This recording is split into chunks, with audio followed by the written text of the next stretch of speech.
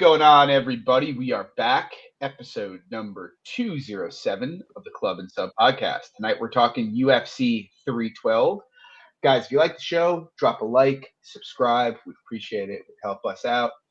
Uh, as usual, brought to you guys by FightNumbers.com, home of John Kelly's DFS projections, the Trends tool, the Live Odds tool, and bets for Pepe and Ozzy. It's a great site, and for 30% off your first month subscription there, use the promo code CLUB, C-L-U-B. And before we get into this, we can talk about yesterday briefly.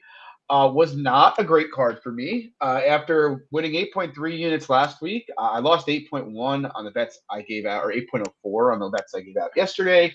I kept held on to my Zion, and I had some McKinney, so it wasn't quite that bad. I flipped a bit of my Saeed, but still not ideal.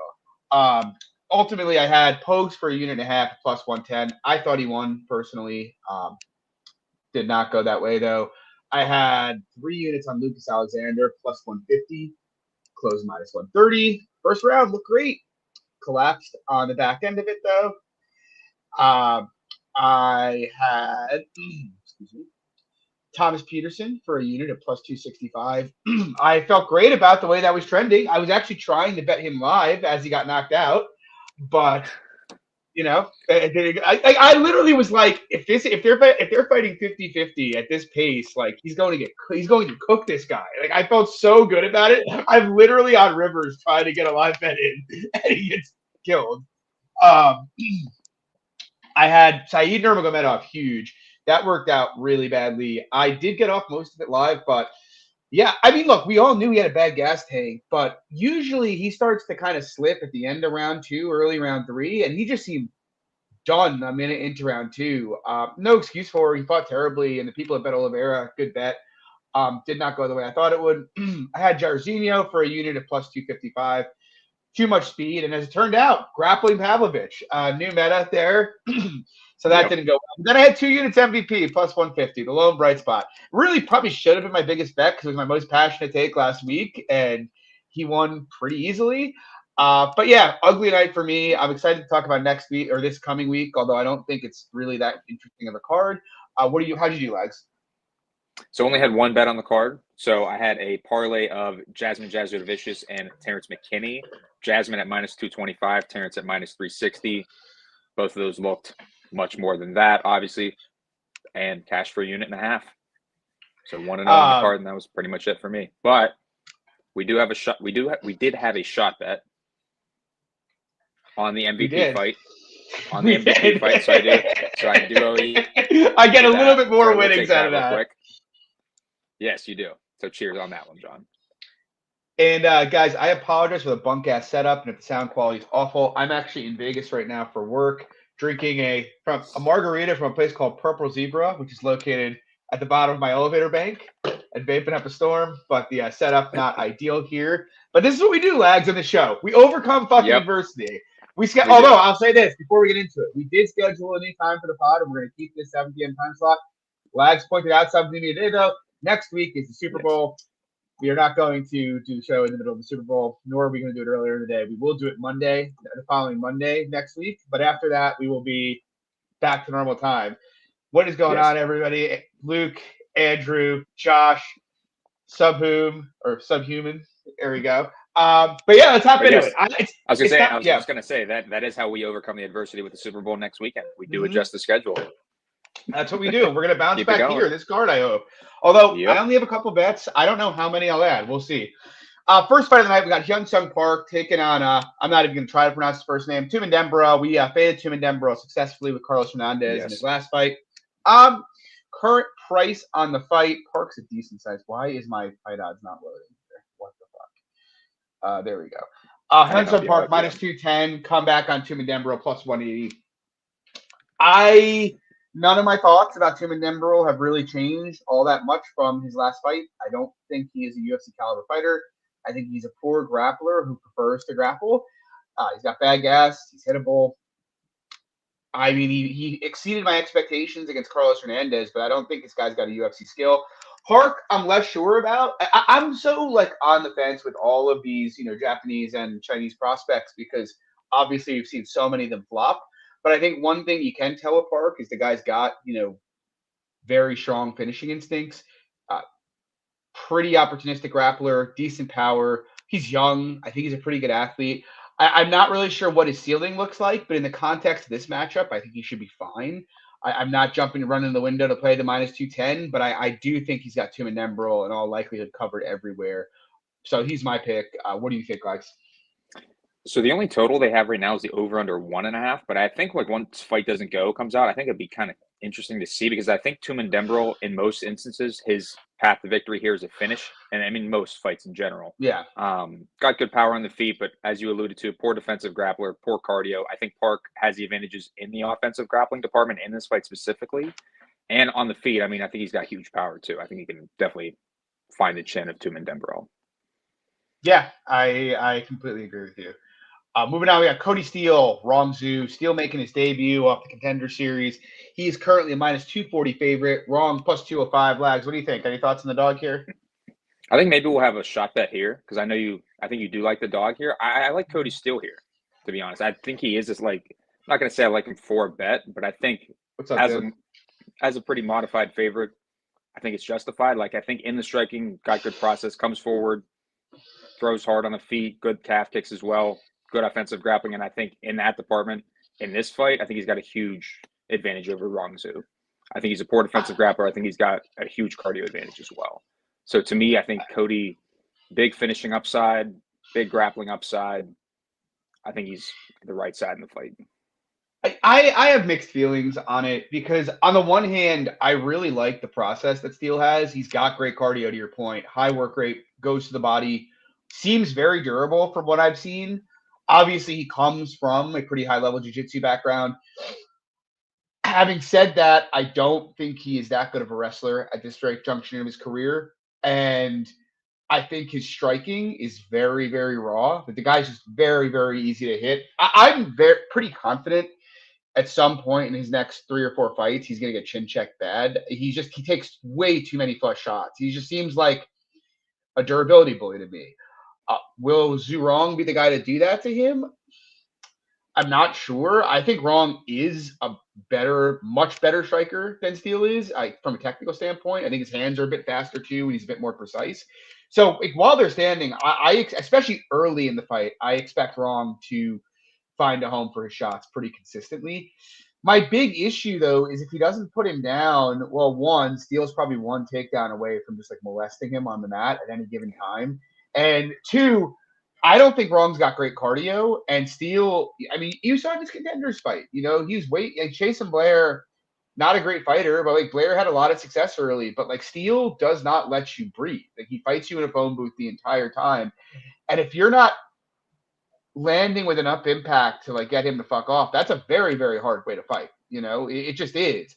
And so like I could picture Wrong knocking him out early.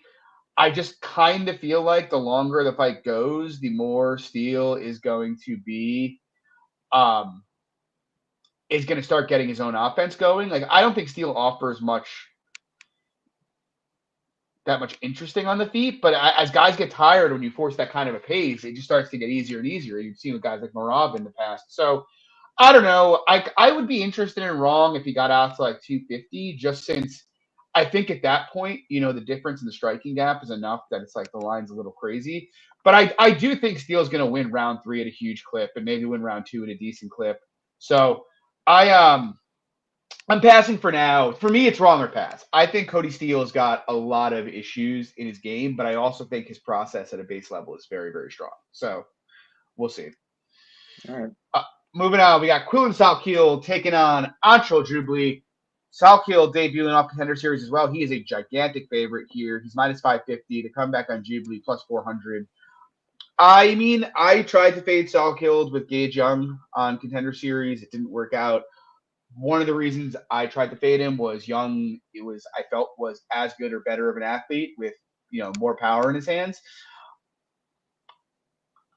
I do think it's a bit odd to see Jubilee go from being this like being treated as a giga prospect by the market and being like minus 600, minus 700 in his last fight to now being a plus 400 underdog. But having said that, I mean, we both bet Mike Breeden. against Jubilee. And Mike Breeden, I do not think is a UFC caliber fighter at all. So I don't really look. I think if Jubilee's got a big grappling edge, he'll win those kind of fights. But I think he's going to struggle with anybody with any kind of tangible skill set because I just don't think he has the athleticism or hardware or cardio to really, capitalize outside of when he has disadvantages. And in Salkild's case, I wouldn't say I'm super high on Salkild, but he is big. He's got great cardio. He does a ton of attritional work, and he seems to be very, very, very durable. And that kind of similar to Cody Steele, who we just discussed, that kind of skill set is a great one for this division. And we saw Gage Young try to grapple him a lot and not have much success.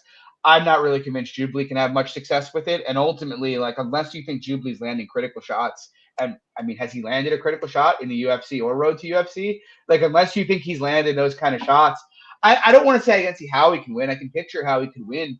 I just feel like he needs to fight a pretty close to perfect fight. And even in that kind of fight, he's probably going to lose the third round at a big clip.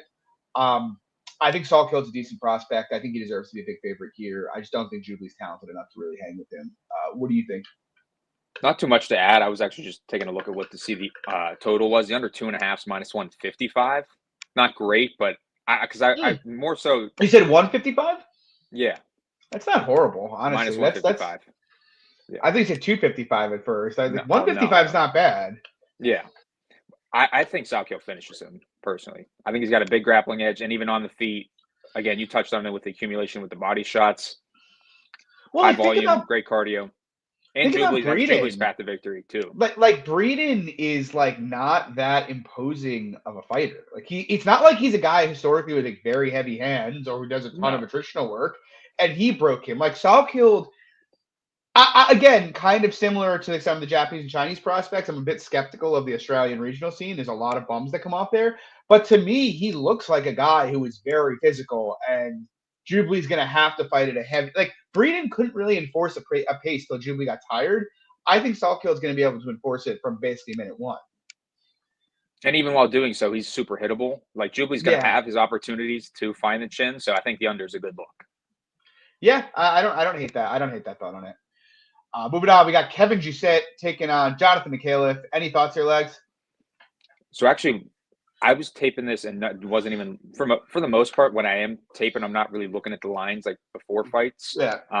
And coming out, I was thinking Jette would be a minus 185, minus 200 favorite, and that's kind of where he was. I saw a little bit of steam. He's minus 240 now. I kind of think that just makes sense. Jette to me, much better striker on the feet here. I think in general, McAuliffe needs grappling success to be competitive in the fight. I don't think his striking is that great, though. On the other side, Jussette's not a big finisher, so laying this big price tag, not great. So it's just an easy pass. I actually bet Jette to win 2 units at minus 205. I just, to your point, I tend to agree. Unless he lands some kind of a meme strike, he's got to have grappling success. And I actually think there's a non-zero chance Jussette's just a flat-out better grappler here. Jussette's got very good takedown defense and is very strong in the clinch. And McAuliffe does not seem that strong to me, or that impactful, or that durable.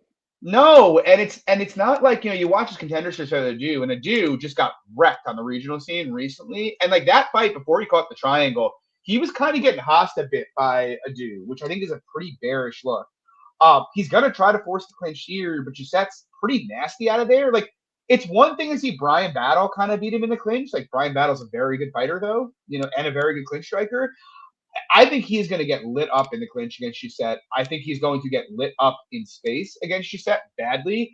You watch some of his past fights, McAuliffe's, and anytime, he's getting outstruck by less than competent strikers on a pretty consistent basis. I just don't think he's got much physicality at all to his game, and with the kind of defense he has, he kind of needs it.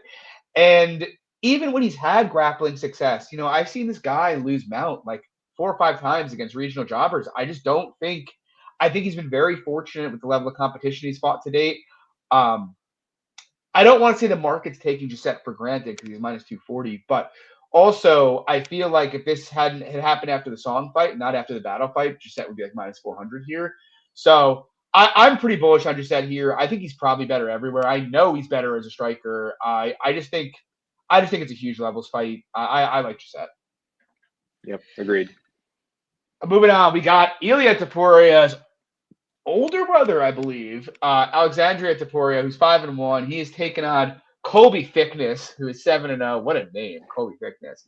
Topuria, giant favorite. He is minus 550. Comeback on Thickness plus 400. I think there will be a time to fade Alexandria Topuria. I think it's pretty obvious that he's not anywhere close to as talented as his brother is.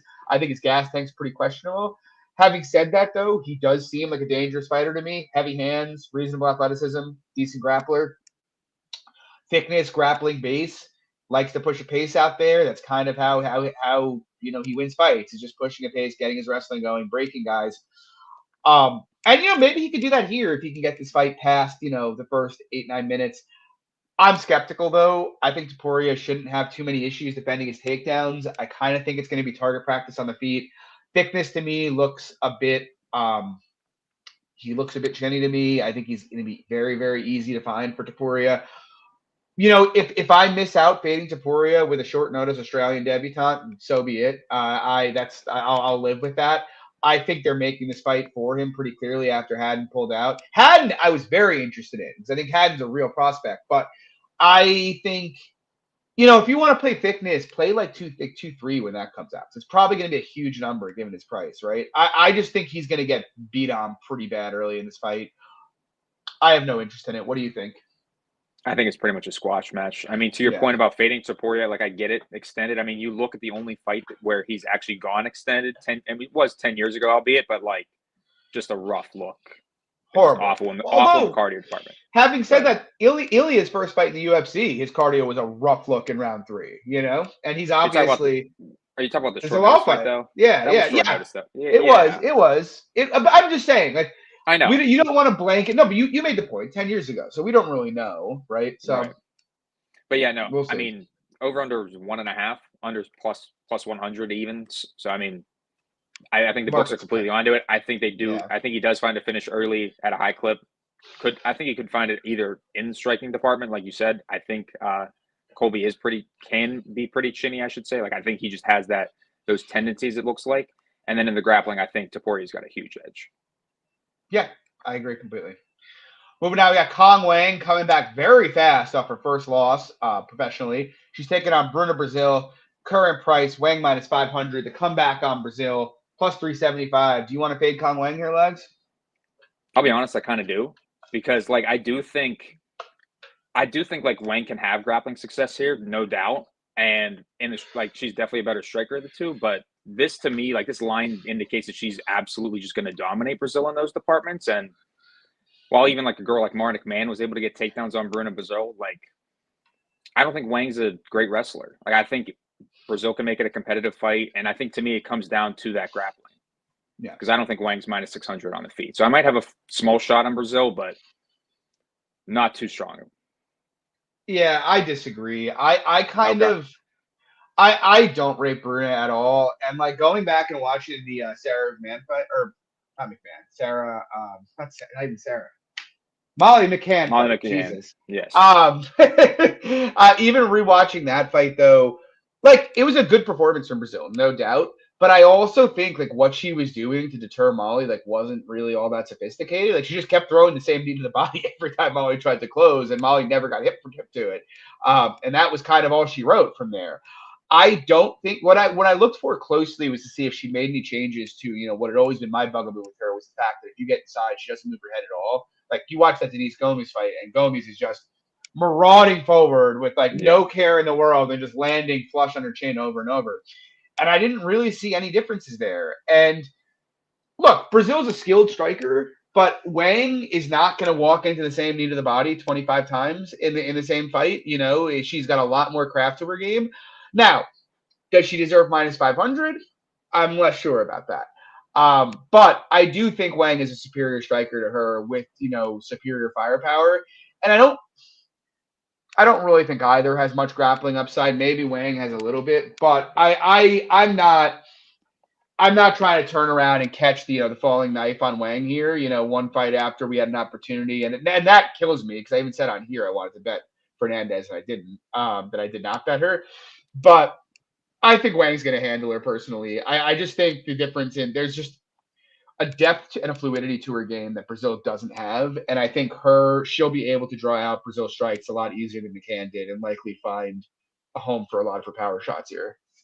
So do you have any interest on a total here, on an under? I was going to say, I actually do think the under isn't terrible. It's like Kong Wang unders have been like minus money in like 2 straight fights, and now it's like minus 185. And like, if anything, Brazil's big weakness is the fact that she can get cracked flush in the face. So the under, John, the under 2.5 plus 155. Yeah. That's right. I mean, the over is minus 185. But it's been like the under, it's been shaded to the under in both of her first 2 UFC fights. Yeah. Yeah, I agree with Paul in the chat. I think the Wang ATD is kind of good for me as well. If we get a decent number, like if we get like it's gonna be plus money, like a plus 250 on Wang ITD would maybe interest me a bit, honestly. Moving on though, we got Tom Nolan taking on Vyacheslav Borshev. Borshev, little money came in on him today. He's out to minus 154. Come back on Nolan plus 134. What are your thoughts here? Any interest in a play? Not a ton of thoughts. It's a bit of a glass cannon fight to me. I think just Slav is a bit of a better striker than Nolan, a bit more defensively sound. Yeah. I was looking to play it when it got to minus 130 Borshev. I was hoping it would keep coming into about pick'em and I would take a stab at him. I think striking, he's like minus 300 in terms of raw ability and, talent, but he is kind of getting older. Durability was never great and seems to be going a bit. Yeah. And Tom Nolan's a fucking giant human being who's got some power. Having said that, I've seen a lot of people point out Slava's durability, and not many people point out the fact that Tom Nolan has been hurt in every single fight he's been in the UFC and put out stiff ones. I don't think he is particularly durable either. And I think of the two, Borshev is much more defensively sound and will find his power shots on the chin a lot more often. The issue is just like you combine the Borshev durability concerns with the fact that we know Borshev's a horrible grappler. Like, do I think Nolan's going to come out and mug him on the mat? Probably not. But having the grappling upside, in addition to like some submission upside, in addition to the fact that he's much younger and Borshev is much more vulnerable, it's kind of enough that I don't know that I want to lay minus 155 on Borshev. I would need to come in a fair amount more. I do think Borshev's a much better fighter, though, personally. Moving on, we are up to the prelim main event here. This is a great fight. We got Jack Jenkins taking on Gabriel Santos. Current fight, Santos minus 225. Comeback on Jenkins plus 190. I played Santos at minus 186 to win 2 units. I think he's gonna wreck Jenkins, honestly. I think Jenkins is a good meat and potatoes fighter. He's like blue collar lunch belt fighter, decent defense, good calf kicks. But he's not a great athlete. He's kind of slow.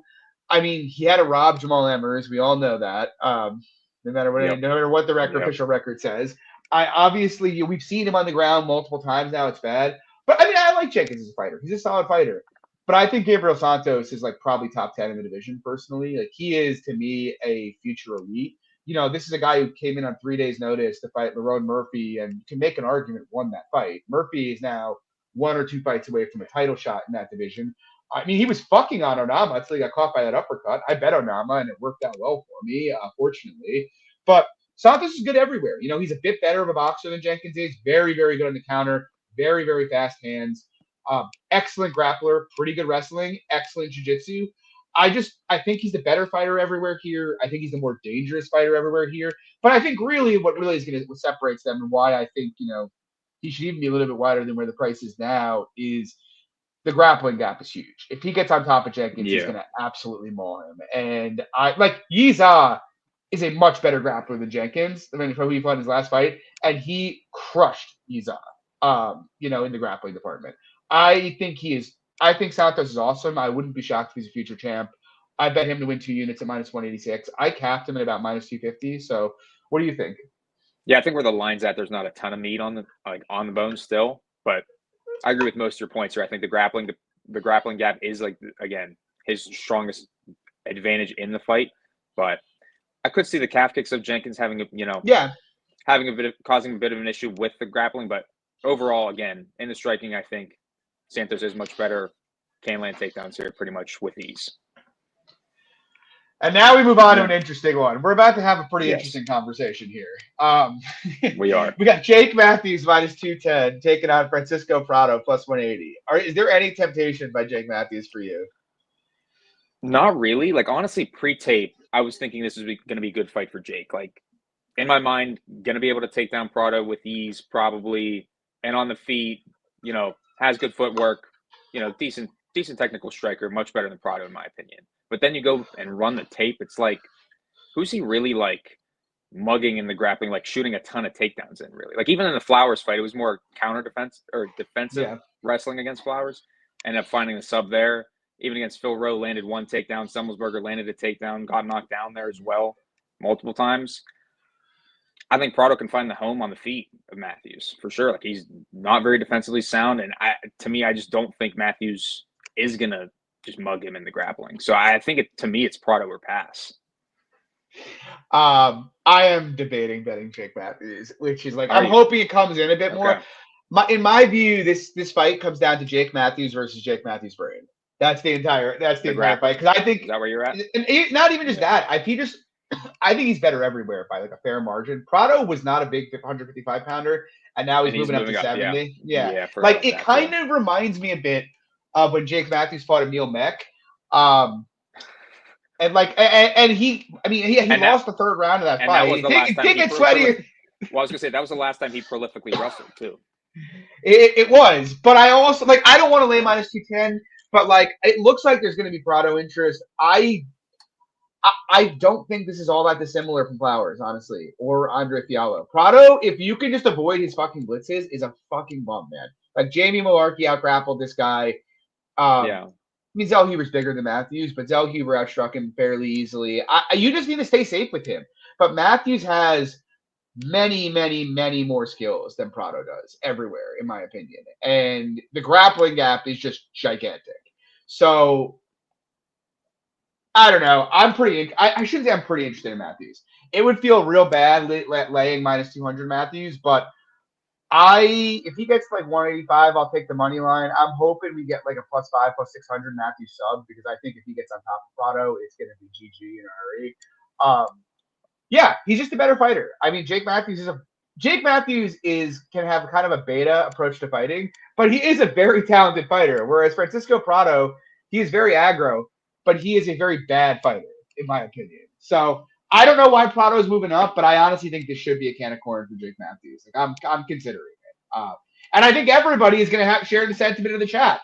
And they're all going to say, how can you lay juice on Jake Matthews? And then when he whoops Prado's ass, you're like, yeah, but you can't bet Jake Matthews. It's like, I mean, I'd bet Jake Matthews against me. I'd bet him against you. You know what I mean? Are you saying Prado's not that bad? Prado's not that bad. But I know. I mean, you know what I mean, though. I don't know. I have a decent bit of pushback just because I don't think Prado's is nearly as bad as Flowers. Like, Flowers' gas tank is awful, man. I mean, he is. Are you sure? Prado's got his gas tank's not that bad, man. I don't know. But I didn't forget about his gas tank. What is he good at? He just blitzes you and just tries to throw the kitchen sink at you. Like, maybe he catches Matthews with something, but like, that's why I heard people betting Andre fucking Fiallo against Jake Matthews. Like, Jake Matthews he's a solid fighter, you know? And he's bigger and he's stronger and he's got a huge grappling edge. So I was gonna say, to be fair though, Jake Matthews was like plus 130 there. He is like minus 200 here.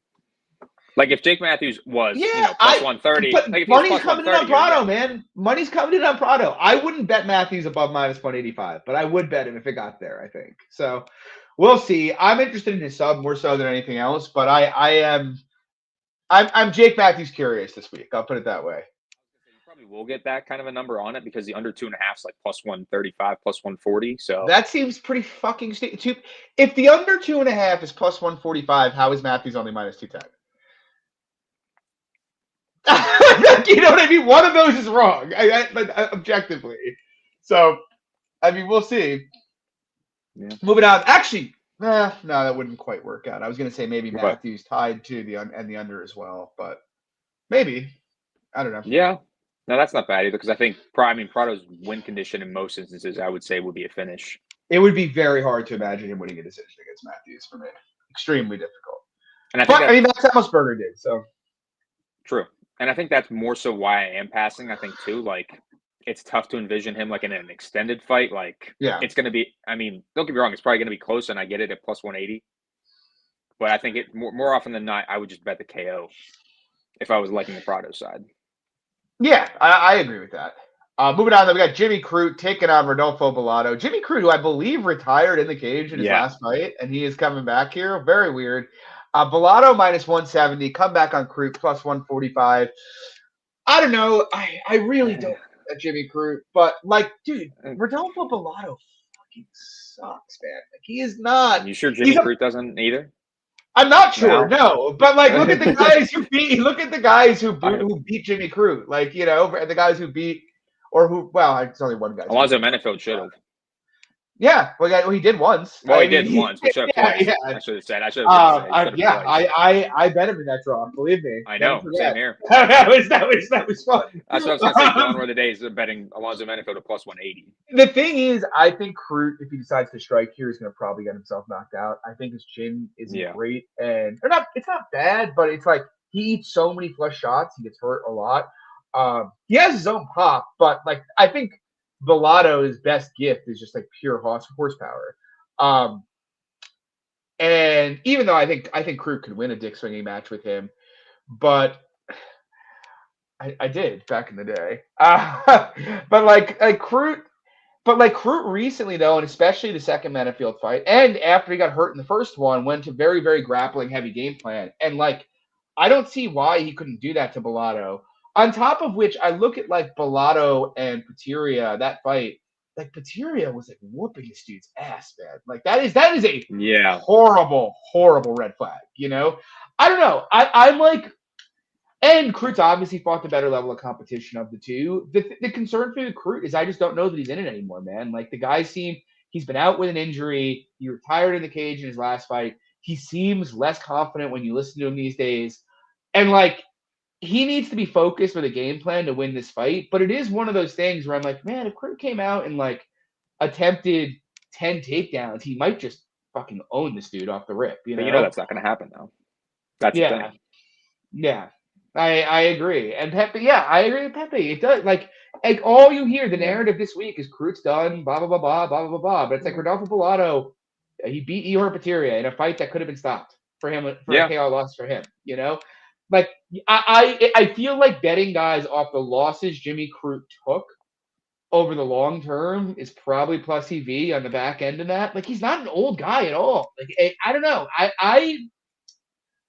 I'm tempted by Crout. I have to do a little bit more tape on it, but there is a part of me that thinks there's like, or not even a part of me. I think there is a pretty clear path here because I don't think Balato's jiu-jitsu can put him in that much danger. And I think if he fights smart, the path is there. And I think even if he doesn't fight smart, he could knock Bato out. Like we've seen Bato he's been knocked out twice and almost knocked out a third time. I don't think Bato is some beacon of durability himself, you know? So I'm a little bit tempted by Crout. What do you think? I'm a little tempted on the under. What's the under right now? It's under 1.5, right? Under 1.5 is plus 115. Because I think more often than not, it probably is a dick swinging contest because I don't think Crout's going to have a ton of grappling success. I think hossing Bato early in the fight is going to be a big ask, and the later this fight goes. I mean, we know Crout doesn't have a great gas tank. Not that Balato's, some Lance Armstrong either. But I think I trust Crout to push through it though. But still, like he was pushing takedowns late against Menifeld pretty hard, but Menifeld was uber gassed himself. Yeah, he was. But I think Bato would probably be uber gassed, honestly. Like in my opinion, he's a big dude. He's a very big. Yeah, he is. Yeah, but we'll see. Moving on. This is a fascinating fight here, or I shouldn't say fascinating. It's a car crash. We got Taliesin Desera making his debut against Justin Tafa. Desera is a small favorite right now. He's minus 152. The comeback on Tafa plus 132. What do you think, Legs? So this is one we don't have a total for. I'm assuming the under 1.5 is probably going to be mega juiced. But if it's not, I would just kind of have some interest there, just because this has to be a car crash. I mean, Desera has no defense on the feet, complete tall man. I mean, I think Tafa's going to find the home early, and to me, it's Tafa or pass based on just. Yeah. I think the power gap's hugely in his favor, and I think obviously the strength of schedule is much higher. I mean, this Desera guy's just fighting absolute bums on the regional scene. I mean, even in the contender fight, that guy landed on him heavy. Yeah, that guy was landing on him a decent bit before the KO. So, to me, it's Tafa or pass. If the under is playable, that's where I would look to. Yeah, I'm considering Tafa. To your point, like, I mean, I think Tafa's a bit faster than him. I think he's a bit more refined than Desera is. Yeah. Um, I think the reach and could give him some as you just issues. mentioned, yeah. So that's my Even though I was gonna say, even though Teixeira is like pretty hittable and Tafa can probably find the home, I mean, it is like a 6-inch reach advantage. my biggest concern with Tafa, if he put like he rarely throws more than one strike at a time.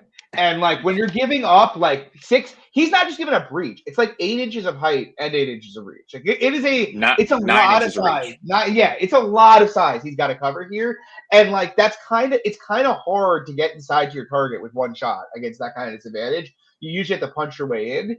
And that was the one thing in tape that kind of made me scared. And I think Tafa, especially with his shortness of stature, I think he's going to leave openings for Teixeira to throw some of those knees and elbows up the middle when he gets inside. That could prove pretty dangerous for him. But having said that, Teixeira, I don't think he manages his reach great. Like you see him getting some of these wild exchanges, and like, yeah, he might knock Tafa out in one of them, but like if he's standing in there in a phone booth with Tafa, he's gonna get landed on fucking heavy. And Tafa, I do think, is the more precise striker with much faster hands. So I don't know. Like, I don't love the idea of Tafa just because the size does bother me a lot, and I think it cause issues. But I am tempted because, I mean, this guy hasn't really even fought somebody. I mean, you look at his two LFA fights. He hasn't fought somebody that could hurt him yet. Like, really hasn't fought anybody that could hurt him yet. Like, Tafa is probably going to hit 5x harder than anybody he's seen, and is way faster than anybody he's seen. It's just a big step up in competition. They're fighting in Australia. It doesn't. I am very sure that Mick. Go ahead. I'm sure Mick and Sean know that this guy's not a future champion. Like anybody with a brain who's watched him fight, I think knows that. Yeah. It seems like they made a fight for Tafa to get into a striking match, into a slugfest with somebody. I was gonna say it completely makes sense for like this booking, like on a pay-per-view, like main card seems like perfect highlight reel for Tafa for sure. Yeah, like it's gonna be a banger early, whether he finds the KO or not. Back-to-back Brazilian versus Australian fights here too. Yep. UFC's dumping Brazil. They put Alex Pereira against Magomed Ankalaev. They are bailing on Brazil. And it was the same thing last card too. Vinicius Oliveira. Well, he won that fight though. Oh yeah, you're right. True. Yeah, I lost a lot of money in that fight. Moving on though, but I'm leaning Tafa. I'm gonna probably bet Tafa, honestly. It's hard. Like, do 2x the fights with that kind of like difference in competition and just like so much more refined. You kind of almost have to pull the trigger at the price. Just Tafa. It's not fun. I hate betting against Tafa. I know that. I don't know if I've ever bet him. I've bet against him a lot. I don't think I've ever bet him either. Yeah, like to your point, like the guy just doesn't throw strikes. It's not a lot of combos. No, that's like my big. If he was like, I specifically with the tape, and I'm like, if this guy ever throws a double jab, I'll like max bet him because like that's literally all he has to do is jab twice and throw the left, and he's gonna put this dude to sleep. So, oh yeah, Gabriel Santos against Jenkins too. Well, Jenkins is getting fed to the dogs this week. They're as Rich said on Twitter earlier this week. Simple Jack he's gonna find a very violent end this week. Moving on though, co-main event: Weili Zhang taking on Tatiana Suarez. I haven't bet this yet. I'm a bit fucking pissed. I missed the line move. I really thought we were going to see a lot of Zhang love. I'm hoping it still comes. I'm gonna bet Tatiana though. Look, the truth is, at the end of the day, one side's gonna look a big favorite. And I have been. I'll be honest. I have been a bit disturbed by how Tatiana's come back post injury. I don't think she's looked quite as explosive. It's concerning, but having said that, I mean, just the level of wrestling difference between them is. I mean, Carla got her down pretty easy. Rose Namajunas got her down pretty easy. The level of wrestling here between these two is just. It was later in the fight, though. To be fair, what the Rose fight? Carla was round one. No. I'm talking about the Rose. I'm talking about the Rose specifically. Yeah. No, Carla. Like and that is like for context, Tatiana outlanded Carla like 84-5 and took her down 8 times and finished her. Carla after Tatiana is like the best women's wrestler ever. Like the gap here is just gigantic in grappling. It could not be further apart. And even a Tatiana that's like somewhat deteriorated. Unless she gets cold cocked quick and gets put out quick, I think she's gonna find takedowns. And I think when she finds takedowns, she is going to fucking melt Weili. Like we've seen Weili on bottom a million times now, and it never looks good. Yan Jianan got her down last fight. She couldn't get up. Rose got her down 2 rounds in a row. She couldn't get up. Carla held her down. She couldn't get up. I mean, I really. True. And I'm not saying it's a lock by any means. I have concerns, and Weili's obviously an athletic freak on all the steroids. I just, I'm bummed because I was hoping like it would get pushed to like plus 200, but at the markets, obviously that's not going to happen. But I think Tatiana is the most skilled women's strawweight we've ever seen. Now maybe her athleticism will stop her from, or most talented, maybe not most skilled, will stop her from realizing, what her potential once was. But I think she's got to be a favorite based off of, the intangibles and the grappling upside she has here. What do you think? Well, I think she's at a huge disadvantage in the striking, and I think there's a huge question mark on the cardio if she does meet resistance with those takedowns early. So to me, and to your point, and I think it was honestly the best point of the fight, what you said first, was whichever side wins this fight, it's going to be dominant. Either Weili likely finds a finish early, or Tatiana finds a finish on the mat, and the fight to end ITD right now is plus 140. I think it's a great thing. It would be very hard for me to imagine, unless it's like one of those things where like Tatiana dominates for 2.5 rounds and slows down. That's the only way I could see it playing out close. Like I feel like she's either going to get takedowns, in which case she's going to pump Weili and probably finish her, or she's not and she's going to get the brakes beaten off her. It seems one of the most binary matchups you could ever have. But it's that binary matchup where we're getting from the women's division the best at her skill set ever in Tatiana, so, and it's not like she hasn't fought horsepower before. She has, and she's won against it. So I'll be honest. I just think there's a lot of questions if she's not finding an early finish. Yeah. I mean, we'll see. Yeah, but in that case, there should be a live opening too to bail on some of it out, That's fair. But yeah, I like the fight to end ITD is the best bet on the fight, though. I'm probably gonna have like a unit and a half on that. Fair enough. We move on. We got Jenkins to Plessis, Sean Strickland, second episode. Duplessis minus 210. Comeback on Strickland plus 180. Personally, I'm waving the white flag. Andrikis, what are you doing? I'll be honest, from a guy who didn't bet that first fight, I mean, obviously I did think Sean won. Thought it was pretty close. I mean, in this fight, I think it's going to be pretty much the same. Like, I don't think Dricus is going to have a ton of grappling success. And to me, if you're giving me like Dricus plus 180, like, I almost like there's some interest there to me. Like, I think GTD has some interest to me too. I know there's going to be a ton of strikes thrown in the fight. I don't see a ton of finishing upside from either, though. I think it's mostly on the DDP side. Yeah, to me it's DDP or pass, and I like the GTD as well. Yeah, my biggest issue, I mean, I bet a decent amount on Strickland in the first fight, and my biggest issue with it, look, obviously I thought he won the fight too. I thought a 4-1 would have been a better scorecard than 3-2 DDP. Yeah. My big issue is, though, I think of the finishing upside here, I think it favors Strickland hugely in this fight. Like, Sean just doesn't, I actually think it would be hugely beneficial for him to bite down to the mouthpiece and get in the pocket and try to counter him there and land big shots. But it's not his game, He wants to kind of just jab and TP on the outside, and that's it.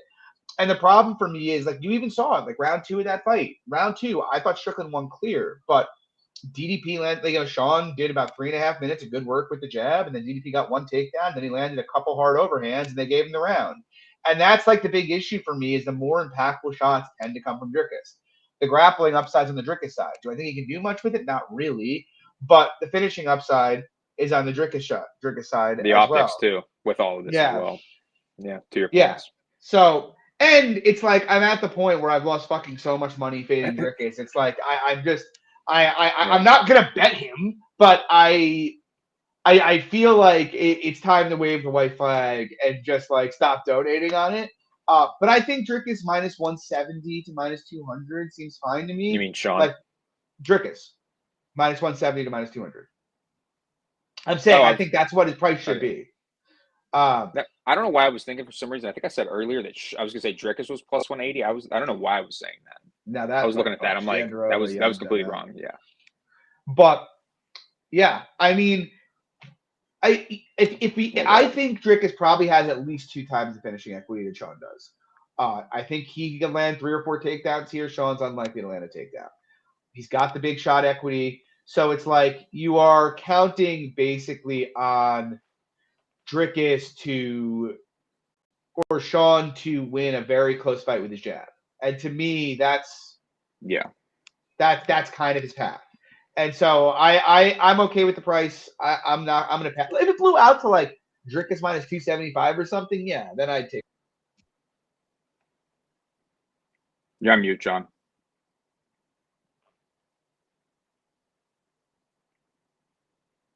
You're still on mute there.